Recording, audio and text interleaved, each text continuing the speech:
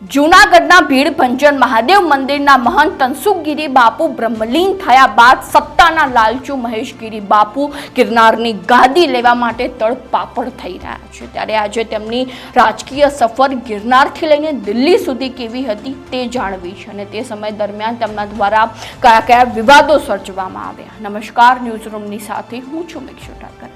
ગિરનારના અંબાજી મંદિર અને ભીડભંજન મહાદેવ મંદિરના મહંત તનસુખગીરી બાપુ બ્રહ્મલીન થયા બાદ ગાદીનો વિવાદ વકર્યો છે અને આ વિવાદ વચ્ચે ભૂતનાથ મંદિરના મહંત મહેશગીરી બાપુએ મંદિર પાસે ચાલી રહેલા શ્રીમદ ભાગવત સપ્તાહના અંતિમ દિવસે કથા વિરામ બાદ એક ધર્મસભાનું આયોજન કર્યું, જેમાં ગિરનારના કોઈ મહાન મોટા સંત મહંતની હાજરી જોવા નહોતી મળી, છતાંય આ સભાને સંતો મહંતોની ધર્મસભાનું નામ આપી મહેશગીરી દ્વારા મોટી વાતો કરી મીડિયા પર જ સવાલ કરવામાં આવ્યા હતા। જેમાં ભાગવત સપ્તાહની પૂર્ણાહુતિ બાદ મહેશગીરીએ ધર્મસભાના નામે ધતિંગ કર્યા હોવાનું પણ ચર્ચાઈ રહ્યું છે, કારણ કે આ કહેવાતી ધર્મસભામાં ભૂતનાથ મંદિરના મહંત મહેશગીરી બાપુએ પોતાના પર ઉઠેલા સવાલનો જવાબ આપવાને બદલે ખુદ મીડિયા પર જ સવાલ ઉઠાવતા છેલ્લા કેટલાક દિવસોથી આ વિવાદ ચાલી રહ્યો છે અને આ વિવાદ જે છે તે શાંત થવાને બદલે વધુ વકરી રહ્યો છે। જેમાં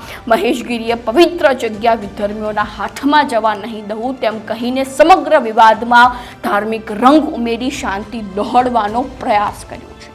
જેમાં હાલ ચાલી રહેલો વિવાદ આંતરિક છે અને તેમાં પણ મહેશગીરીએ ગિરનારને સાધુ સંતોના અખાડાની જગ્યાએ રાજકારણનો અખાડો બનાવીને મૂકી દીધું છે, જેમાં મીડિયામાં મહેશગીરી ઉપર સવાલો થઈ રહ્યા છે અને આખરે કયા કારણોસર તેઓને શ્રી રવિશંકરથી લઈને ભાજપ અને આપ દ્વારા તગેડી મૂકવામાં આવ્યા। ભગવા પહેરનાર મહેશગીરીએ રાજકારણમાં ઘૂસવા કેમ દાવ પેચ રમવા પડ્યા અને કયા કારણોસર તેઓએ અમિત શાહ અને અન્ય લોકો ઉપર કરોડો લાખો રૂપિયા આપ્યાનો આક્ષેપ કર્યો। આ સવાલના જવાબ આપવાની જગ્યાએ મહેશગીરી ખુદ મીડિયાની વિશ્વસનીયતા ઉપર સવાલ ઉઠાવી રહ્યા છે।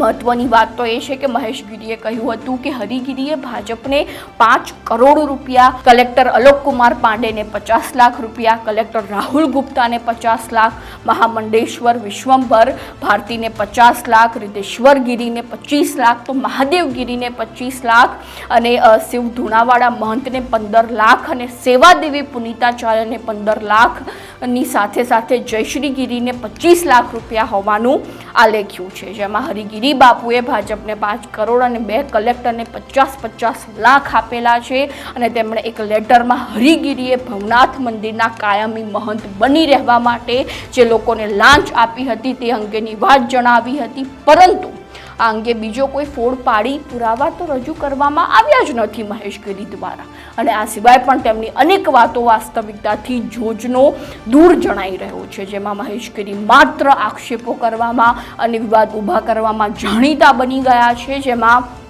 સંન્યાસીથી માંડીને રાજકારણી અને રાજકારણમાંથી માંડીને સંન્યાસી બનેલા મહેશગીરી હજુ પણ રાજકારણ છોડવા ઈચ્છતા નથી અને તેમનામાં સત્તાનો મોહ તો હજુ પણ જોવા મળી રહ્યો છે, જે છૂટવાનું નામ નથી લઈ રહ્યા। જેમાં શ્રી રવિશંકરથી લઈને મોદી અને સંજય દત્ત સુધીનું નામ લઈ તેઓ ક્યારેક કોઈ પણ વાત કરી દેતા હોય છે અને તેના કારણે મોટામાં મોટો વિવાદ સર્જી દેતા હોય છે। ત્યારે હવે મહેશગીરીએ તમામ આક્ષેપ પ્રત્યાક્ષેપ મામલે પુરાવા સહ વાત કરી અને મીડિયાને સવાલ કરવાને બદલે તેમની પર ઉઠી રહેલા સવાલના જવાબ આપવા જોઈએ, પરંતુ આ કાર્ય તેઓ કરી જ નથી રહ્યા। તેમાં જો આપણે રાજકારણની વાત કરીએ તો મહેશગીરી બાપુને આમ આદમી પાર્ટીમાં સત્તા ન મળી અને સમીકરણો બદલાયા એટલે ભાજપમાં ઘૂસી। જો થોડા સમય પહેલાંની વાત કરવામાં આવે તો એક મીડિયાને આપેલા ઇન્ટરવ્યૂમાં મહેશગીરી જણાવે છે કે હું આર્ટ ઓફ લિવિંગમાં હતો ત્યારે શ્રી રવિશંકરજીએ કહ્યું હતું દિલ્હીમાં અરવિંદ કેજરીવાલ દેશને ભ્રષ્ટાચાર મુક્ત બનાવવા કંઈક કરવા માંગે છે અને તમે ઘણા સ્ટ્રેટેજિસ્ટ અને ઇનોવેટિવ છો, તો મારા એવી ઈચ્છા છે કે તમે કંઈક કરો, આગળ વધો એમ કહીને મને દિલ્હી મોકલ્યો અને અરવિંદ કેજરીવાલ મને તે સમય મળવા પણ આવ્યા અને પછી મેં ઇન્ડિયા અગેન્સ્ટ કરપ્શનનું આખું કેમ્પેન ડિઝાઇન કર્યું, જેમાં જન લોકપાલ નામ મારું આપવામાં આવ્યું અને તેના ડ્રાફ્ટમાં પણ લખ્યું છે કે આ નામ મહેશગીરીએ આપ્યું છે। મહેશગીરીની આ વાત કદાચ સાચી પણ હોઈ શકે, પણ પછી અચાનક શું થયું કે સત્તાના સમીકરણો બદલાયા, તેની પરિસ્થિતિઓ બદલાઈ અને તેઓ અચાનક આપમાંથી કૂદકો મારીને ભાજપમાં આવી ગયા। તે કહાનીમાં પણ તેમણે શ્રી રવિશંકરનું નામ આપી રહ્યા છે અને ત્યારબાદ સાંસદ ટર્ન પૂરી થયા પછી ખુરશી ન મળતા ગિરનારની ગાદીએ આવીને બેસી ગયા. તેમણે એક મીડિયા સમક્ષ આપેલા ઇન્ટરવ્યૂમાં જણાવ્યું હતું કે મેં મેરી દિલ્હી મેરી યમુના નામનો પ્રોજેક્ટ દિલ્હીમાં લોન્ચ કર્યો હતો, જેમાં યમુના સફાઈનું બીડું ઝડપવામાં આવ્યું હતું, જેમાં મારી સાથે 6 થી 7 લાખ લોકો અને 22,000 સેવકો જોડાયા હતા. અને મારું આ કાર્ય જોઈને મને ભાજપમાંથી આમંત્રણ મળ્યું અને પછી શ્રી રવિશંકરજીની આજ્ઞાથી હું ભાજપમાં જોડાયો અને સાંસદ બની ગયો. પછી અમિત શાહની ટીમમાં ભાજપનો રાષ્ટ્રીય સચિવ બન્યો અને તે દરમિયાન ગિરનારની જગ્યા જે શિષ્યને સોંપીને ગયો તેનું અવસાન થઈ ગયું. એટલે સાંસદની ટર્મ પૂરી થઈ ગઈ પછી હું ગિરનાર આવી ગયો. જો કે મહેશગીરીની આ વાત પણ સંપૂર્ણ સત્ય જણાતી નથી અને હાલમાં તેઓ ગિરનારની ગાદી ઝડપવા માટે તડપાપડ થઈ રહ્યા હોય તેવી પરિસ્થિતિ સર્જાઈ છે. તો હવે આ અંગે તમારું શું કહેવું છે અમારા કોમેન્ટ બોક્સમાં લખી દેજો.